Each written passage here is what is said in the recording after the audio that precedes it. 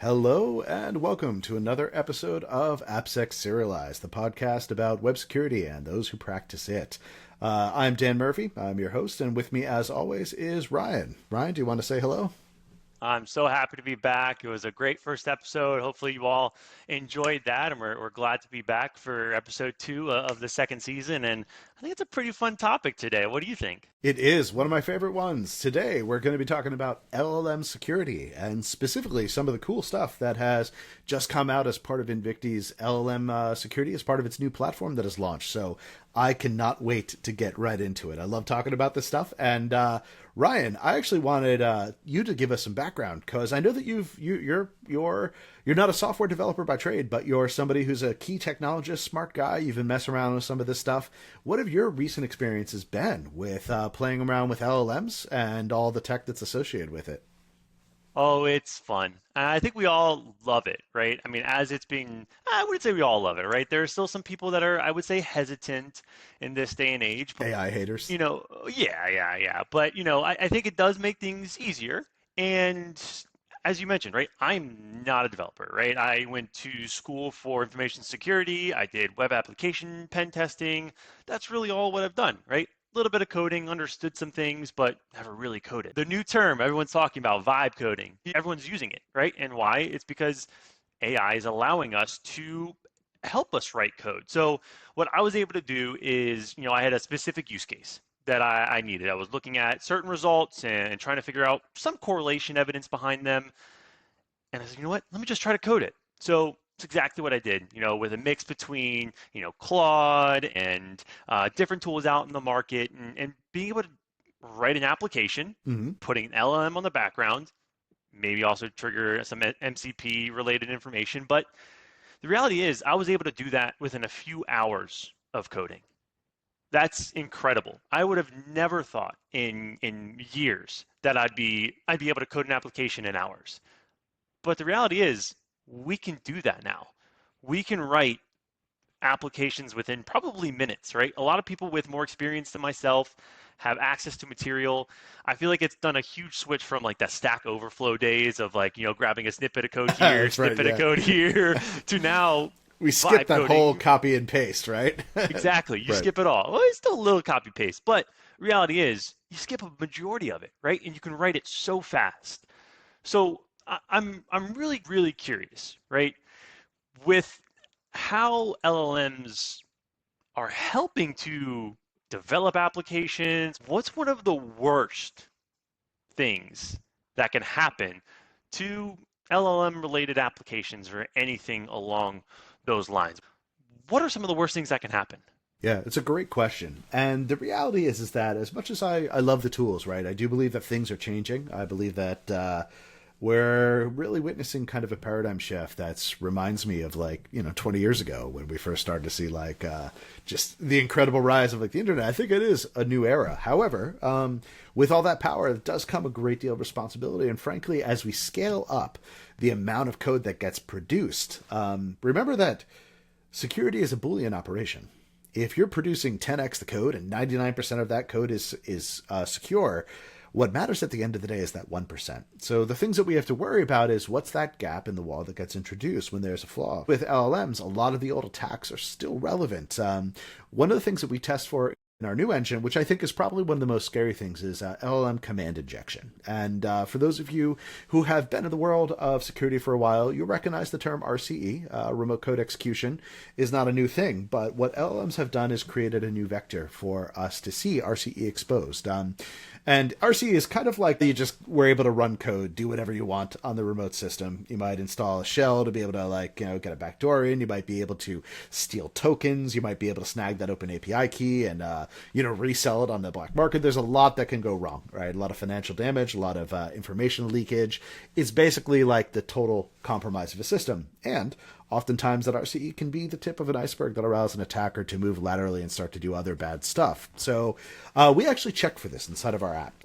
what we'll do is when we've got some new stuff inside of our engine that will basically, we're constantly crawling these web applications and APIs. And the first thing that we do before we perform any of these attacks, because we're very hyper focused on speed, right? We don't want to just spam security checks when it doesn't make any sense, because that's going to slow it down. So we apply a heuristic and we basically say, hey, does this thing look like it's an LLM?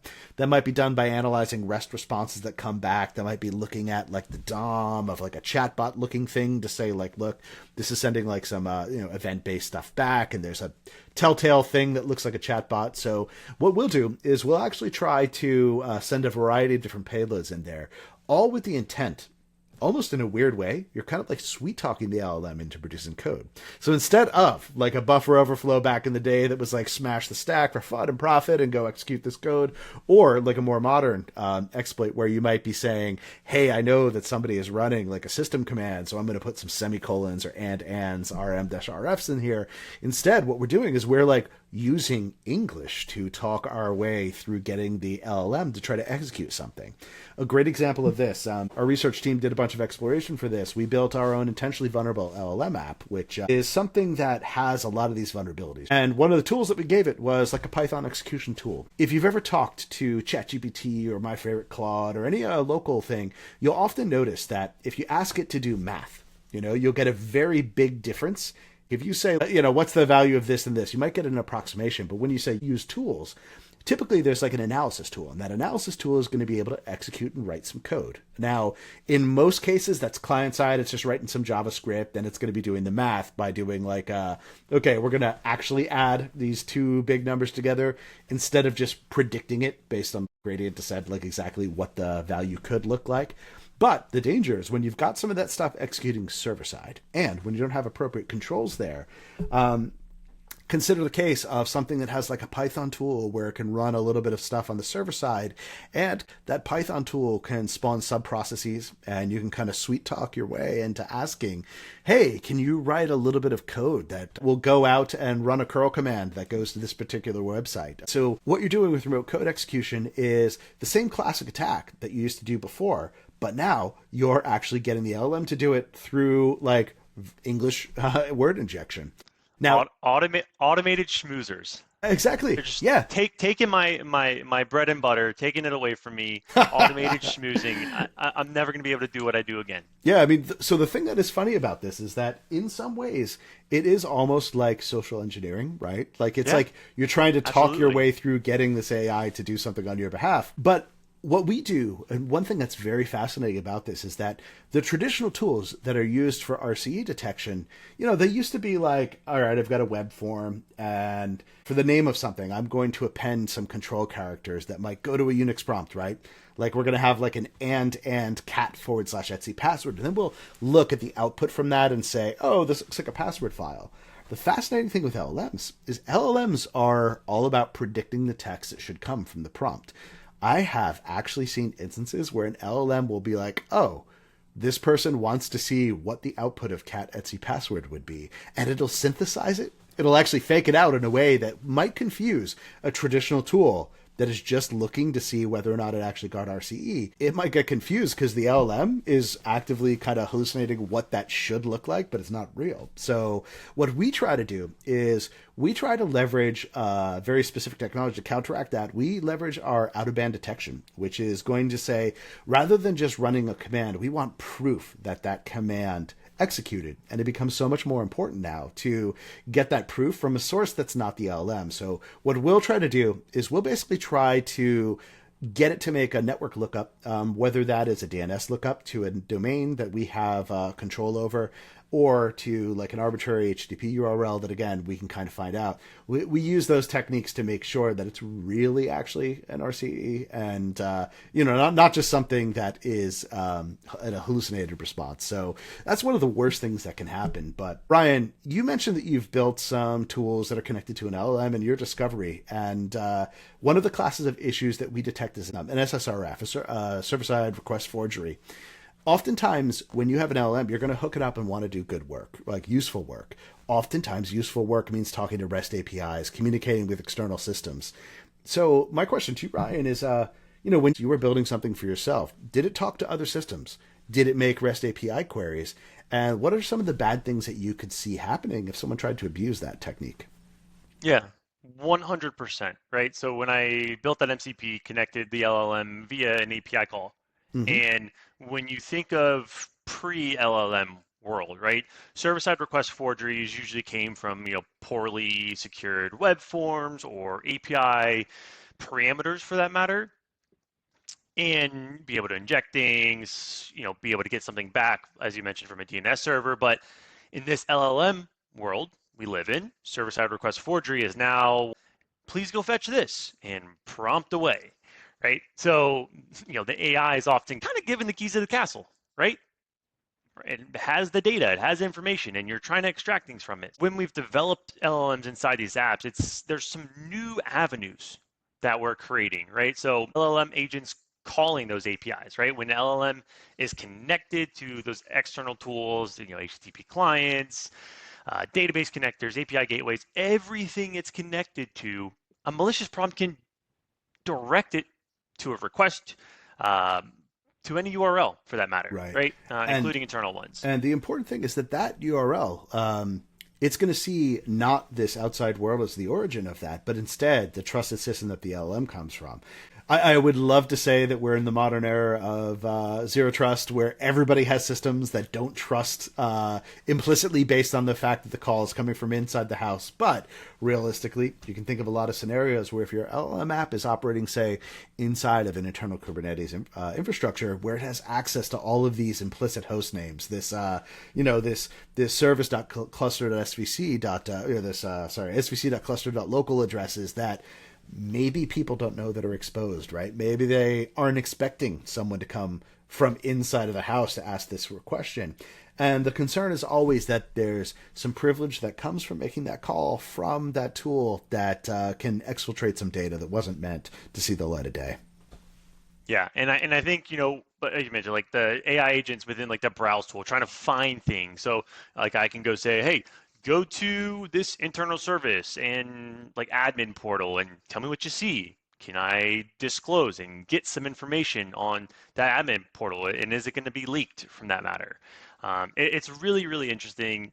Yes, there's so many benefits, but it's also scary because security has to keep up. And SSRF is a big one, right? Seeing what you can communicate to.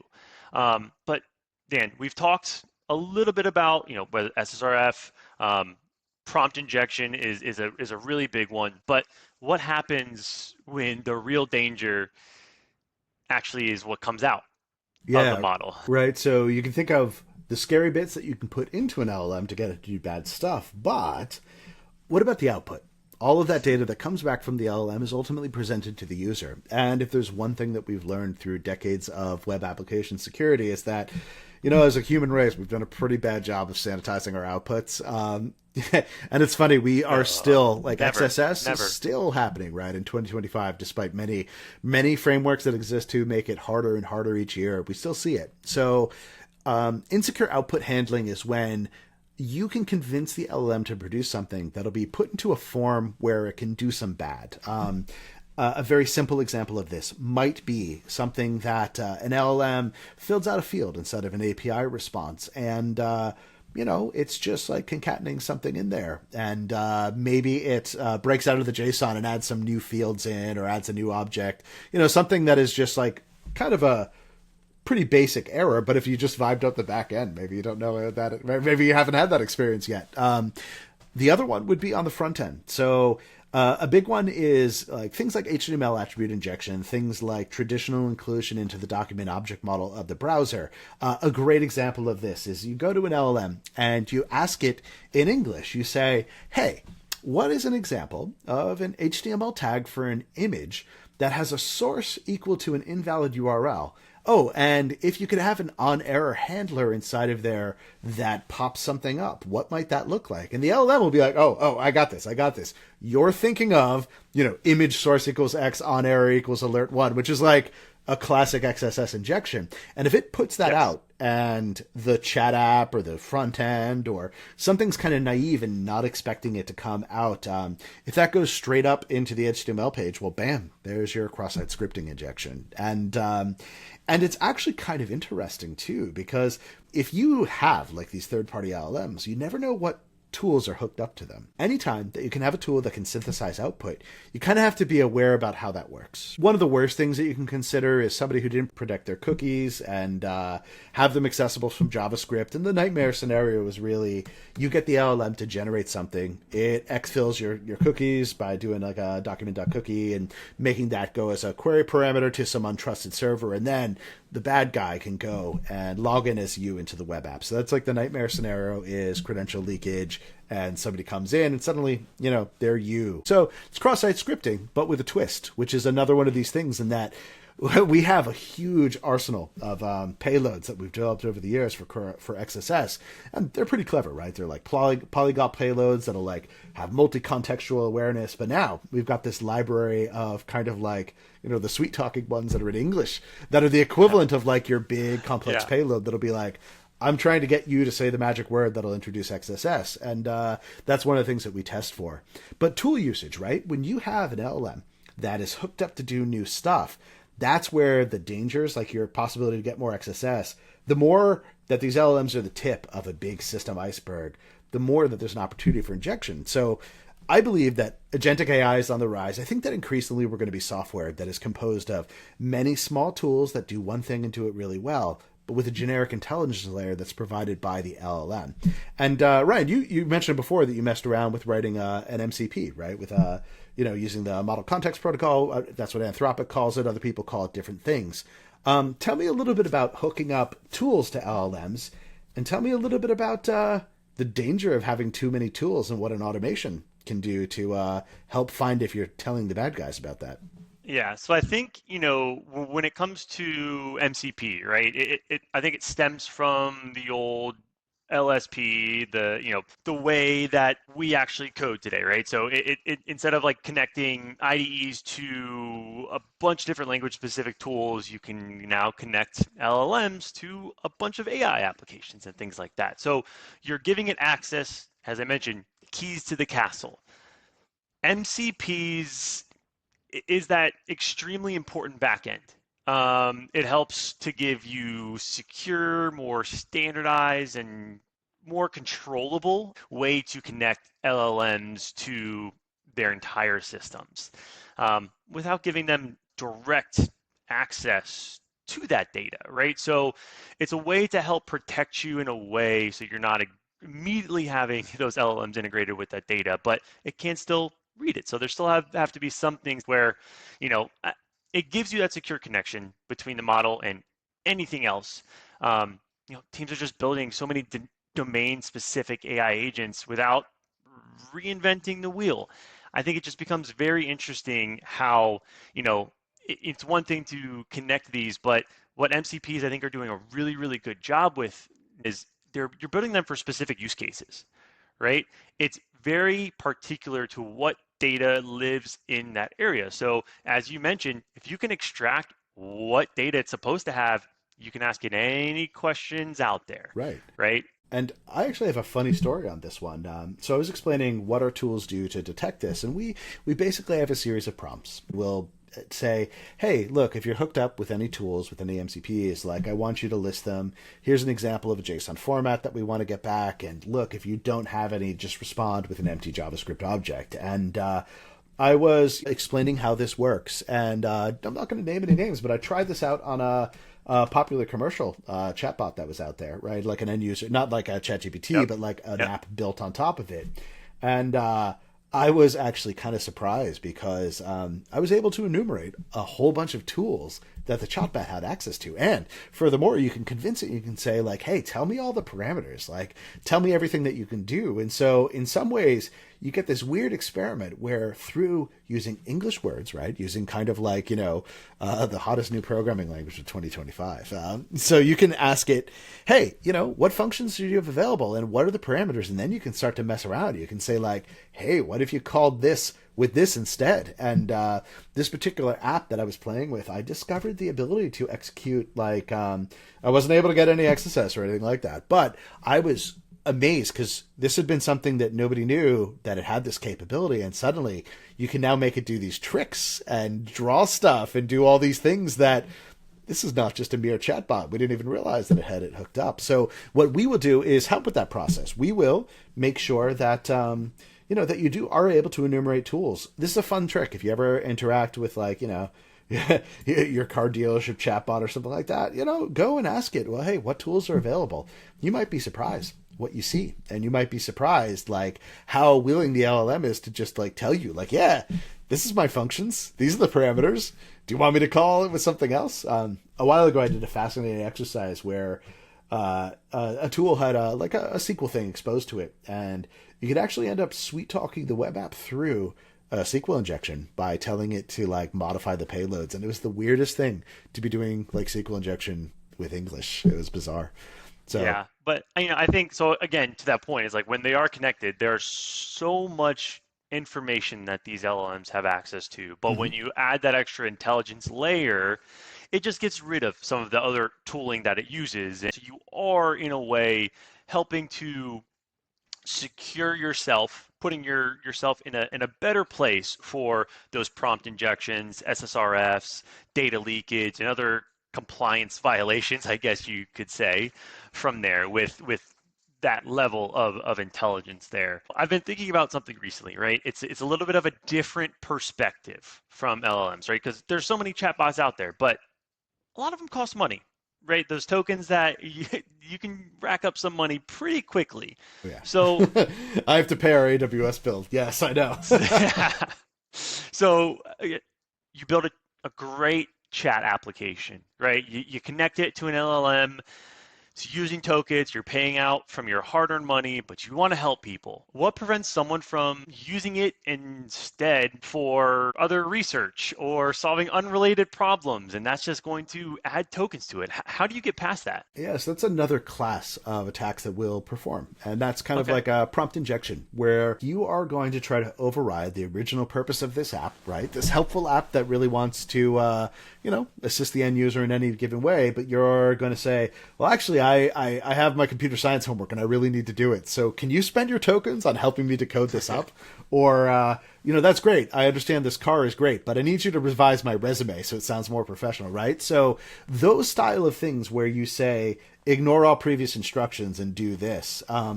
There was originally, back in the day, these were originally called Do Anything Now prompts, or Dan prompts, which, my name being Dan, I always thought was somewhat amusing.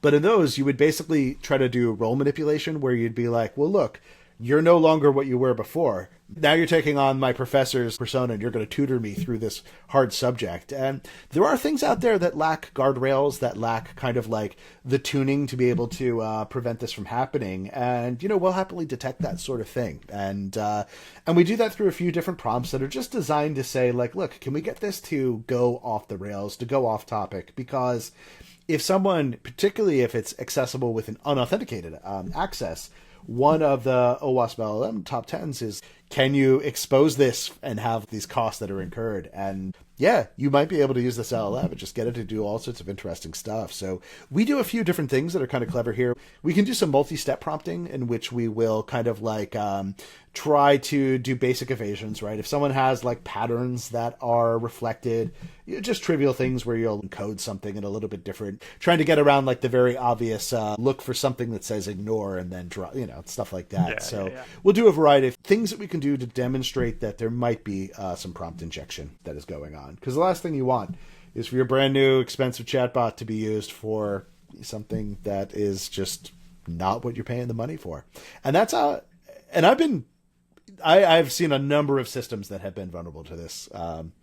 People joke about being on a recorded meeting that has an AI transcript and being ignore previous instructions and blah, blah, blah, blah, blah. But it actually does work sometimes, which is the crazy thing.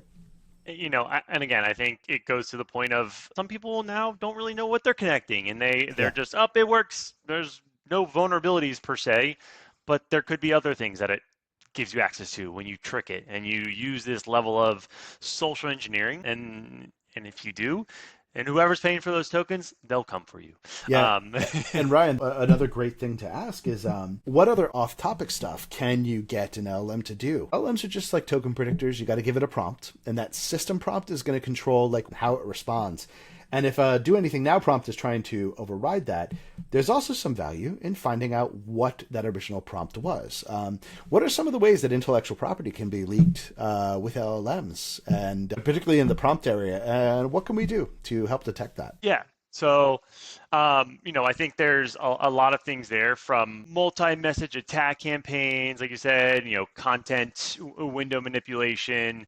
I think it just can give us a lot of information that shouldn't have. Prompt linkage is obviously big in normal applications, especially when you're dealing with, compliance, PII, and exfiltrating data, I would Mm-hmm. say. I think it really comes down to doing what we do and scanning it, and scanning and things that we do really well at. And with the market today, and being able to get that data out of it, trick an LLM, whether we see people, like I said, building it homegrown, attaching other LLMs, if they're not doing it properly, as you mentioned, they may not even know because they didn't create it. Maybe they just connected it, and all of that data leakage is going to cause many problems. So if you weren't able to find that, being the white hat hacker as yourself, most likely a black hat hacker would have been able to find something along those lines to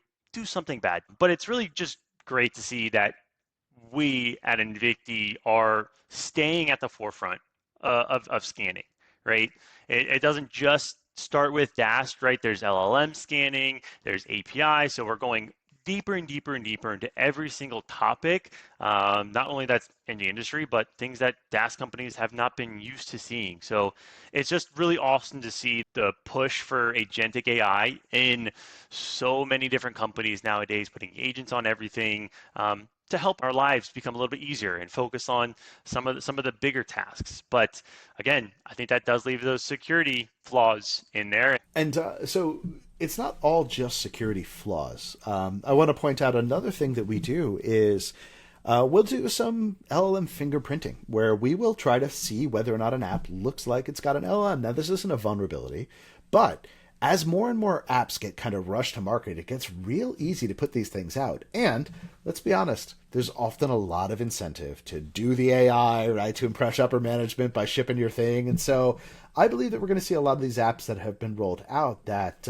the gatekeepers don't necessarily know about. Shadow AI may become a real thing because somebody's got a couple $100 and, can vibe up an app and push it to prod. Like, well, there's going to be a whole segment of these rogue apps that are out there that there's value in just knowing that it looks like an LLM. So one of the final checks that we do, it's not a vulnerability, but we'll do some fingerprinting and we'll try to determine, hey, does this look like it's an LLM app? And furthermore, we'll try to say, hey, will this LLM app tell us what model that it is using? So that if you're a CISO who's got a whole forest of apps that are out there, you can find which trees inside of that forest maybe are using AI. And you might actually find that there's some that are not on the approved list. Maybe you are big Anthropic Claude customers, but you come across somebody has rolled out, something that's talking to a local jailbroken wizard Vicuna hacked up model, and you're like, what is this? I didn't know this was here. So getting some fingerprinting, so that we have a whole host of signatures that we'll send out, and we'll just try to figure out, just to give a little bit of visibility to that CISO to say, did you know this? Did you know it was here? Maybe we should make a note of it. Not a vulnerability, but something of interest. I still think some of the informationals out there, for instance, one of my favorite is content security policy, right? Mm-hmm. It's a great informational that can help protect you from cross-site scripting attacks. So just implement it in the headers and you're good. So in this way, giving them that information, I think, is always like half the battle. Information is key. So It lets you make better policy decisions. Yep. Absolutely. So I do think, even though that, I think some customers will see certain vulnerabilities and say, it's just informational, I shouldn't look at it. It's like, yeah, they're informational for a reason. They're pretty good information. That's right. So I think it's really important that we're continuously doing that. We're continuously improving in these areas. And that's going to kind of close us out towards kind of a discussion of where we see things are going. Clearly, LM security requires kind of a new way of thinking. I think we're truly approaching a new paradigm, a new way to build code, right? We're going to see more code written than ever before. It's incredibly exciting, but like any frontier, there's going to be a lot of opportunities for both good and not so good. So, Ryan, MCPs that you mentioned before, I'm actually kind of excited about the agentic world that we're seeing going forward. We played around with some agentic AI where we are controlling a browser, right? Where we're using kind of like a multimodal model to log in, to use vision, to, we're using this stuff in our own tech. And I think that the future is going to be a lot of agents that are out there, and those agents are going to be doing incredibly cool stuff. And it's so easy. Like, if you want to get started, you can build your own MCP. And like, I wrote a little MCP that I use in my own personal Claude, and I use it every day, right? It's like a little something that gives it some tooling that can do some stuff, but you've got to be aware of the risks. And I think that we're going to enter into a very interesting era where we see so much possibility, but also so much that maybe can be improved. Ryan, what are your thoughts on the power and the perils of the MCP revolution? I mean, what I'll say is I've heard a few people talk about it, right? And that's really what started to gauge my interest in MCPs and the use case of them. Mm-hmm. And one of my friends, usually he's a head of security at a bank, was talking about creating them and how many he's created. And it's just really interesting because, like, as you mentioned, you have one that you've created for a day-to-day use case. It's all use case specific. And it's great to be able to create them because, as I mentioned, I have zero coding ability, but I do now with vibe coding.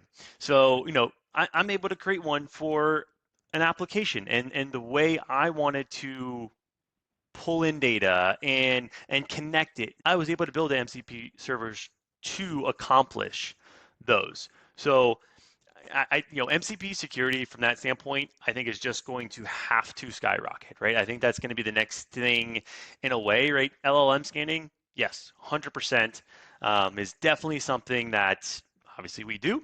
And something that people are looking into is how are you going to be scanning those MCP servers? What levels of attacks? What information can you get? Can you get the tool leakage from it? And with new tools, with new protocols, new information comes different attack vectors, different ways that people are going to attack it, different TTPs, and the way that we're building our tactics around this. And they're going to get even crazier. They're going to be intense. I just know it, and the fact that security companies do what they do and what we do at Invicti, staying ahead of the game is extremely important. And we're just getting started here. Just the other day, I did a discussion with the research team talking about all the cool things that we could that we can do with some of the new tech with MCP stuff. So I'm looking forward to it, and I just know that as we kind of enter this new world, I just want our listeners to know that Invicti is building the tools to help keep you safe as things get interesting out there. So I think that's it for today. And I wanted to say, hey, Brian, as always, thank you very much. And it's always fun. It's always fun. Lovely. And thank you, of course, to you, our listeners. And we hope that you guys stay safe, sanitize those inputs, and validate those outputs. And that's it. Have a great day. All right. Enjoy. Bye-bye. Have a good one.